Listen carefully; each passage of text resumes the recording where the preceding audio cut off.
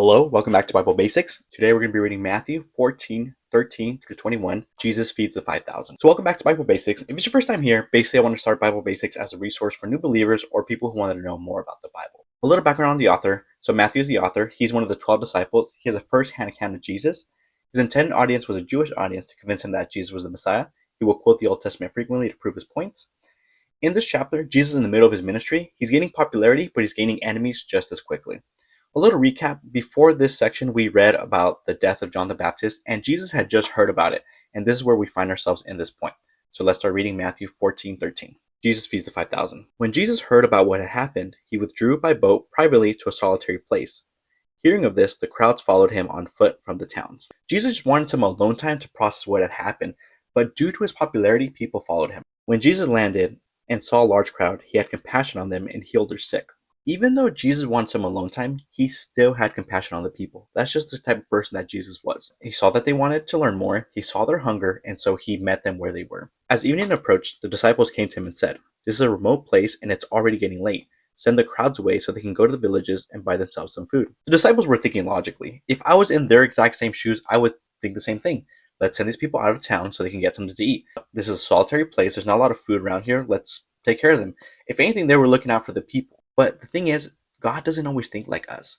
We have to make sure that we're always in tune to God and make sure we're not putting human limitations on God. Because to us, that makes sense, but God doesn't think like that. And I love Jesus' response. Jesus replied, "They do not need to go away. You give them something to eat." Jesus can be kind of funny. He does this thing where he turns around on them. And if I was a disciple, I'd be like, "What?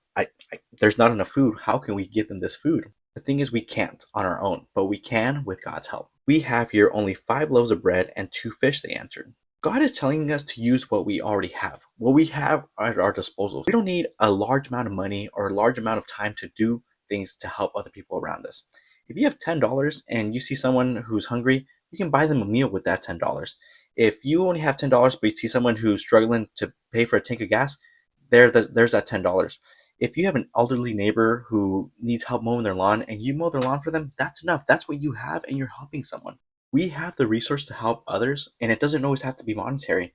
Use the bread and fish that you have. It could be time, it could be support, it could be showing up. You have a friend who's going through a tough time and you show up at their doorstep and just to hang out and spend time with them, that is enough. That is you using your fish and bread that you already have at your disposal, and God will honor that and God will multiply that. "Bring them here to me," he said. And he directed the people to sit down on the grass. Taking the 5 loaves and the 2 fish, looking up to heaven, he gave thanks and broke the loaves. Then he gave them to the disciples, and disciples gave them to the people.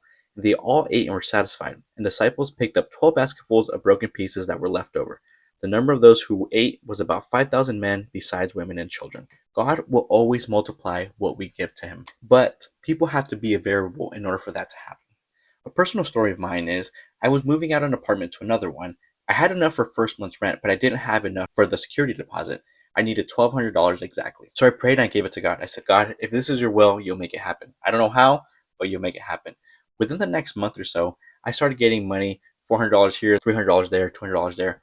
The exact amount that I needed added up to $1,200. What makes that so special is that in that apartment that God blessed me with, that's where I first started making these Bible videos. That's where I first felt that call of God to do it. And since then, it's been nothing but blessings for me. I love studying for these videos. I love making these videos. I feel like I'm so close with God. I'm just reading and studying His Word on a deeper level. I had to give it to God and trust God, because if I put human limitations, I would have told myself, you know what, it's not possible. I don't have the money. I have to figure something out. But God doesn't think like that, and God multiplies it. And so we have to make sure that we are obedient and trust God when He says He will make it happen. It might not seem that way. It might not be so clear to us, but we have to make sure that we're trusting and have faith in Him at all times. Next week, we're going to read Jesus Walks on Water, which is another great story that I can't wait to cover. Thank you so much, and I'll see you guys next time. Bye.